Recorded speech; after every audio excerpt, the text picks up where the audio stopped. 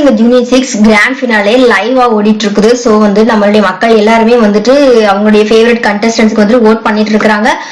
So வந்து இன்னும் கொஞ்ச நேரத்துல வந்து ஓட்டிங் லைன்ஸ் வந்துட்டு க்ளோஸ் பண்ணிடுவாங்க. ஸோ உங்களுடைய ஃபேவரட் கண்டஸ்டன்ட் யாரா இருந்தாலும் அவங்களுக்கு உங்களுடைய சப்போர்ட்டை வந்துட்டு ஓட்டிங் மூலியமா தெரிவிங்க.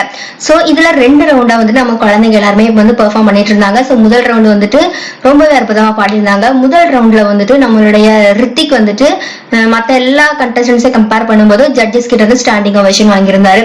இரண்டாவது ரவுண்டு பார்க்கும்போது நம்மளுடைய அனுஷியாவா இருக்கட்டும், நம்மளுடைய சூர்யாவா இருக்கட்டும், அஹாரா குட்டியா இருக்கட்டும், ஸோ இவங்க எல்லாருமே வந்து மக்கள் மத்தியில ரொம்பவே நம்ம பூவியாரா இருக்கட்டும், ஸோ எல்லாருமே வந்து மக்கள் மத்தியில வந்துட்டு ரொம்பவே அருமையான பெர்ஃபார்மன்ஸை கொடுத்து ஸ்டாண்டிங் ஓவேஷன் வந்துட்டு வாங்கியிருந்தாங்க. ஸோ முதல் ரவுண்ட் வச்சு பார்க்கும்போது ரித்திக் தான் வந்துட்டு டைட்டில் வின்னர் ஆவார் அப்படின்னு எதிர்பார்க்கப்பட்டுச்சு. ஏன்னா டைட்டில் வின்னர் வந்துட்டு மக்கள் ஓட்டிங் மட்டும் கிடையாது, ஜட்ஜஸ் உடைய ஸ்கோர்ஸ் எல்லாம் கம்பேர் பண்ணி வர்றதுனால ரித்திக் டைட்டில் வின்னர் ஆவார் அப்படின்னு சொல்லி எதிர்பார்க்கப்பட்டுச்சு.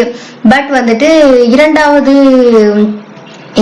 ரவுண்டே வந்து வச்சு பார்க்கும்போது கண்டிப்பா வந்துட்டு மறுபடியும் மிகப்பெரிய சஸ்பென்ஸ் வந்துட்டு ஓடிட்டு இருக்குது. ஸோ ஒருவேளை அஹானா குட்டியை வந்துட்டு ரொம்ப அருமையான பெர்ஃபார்மன்ஸ் கொடுத்துருக்காங்க.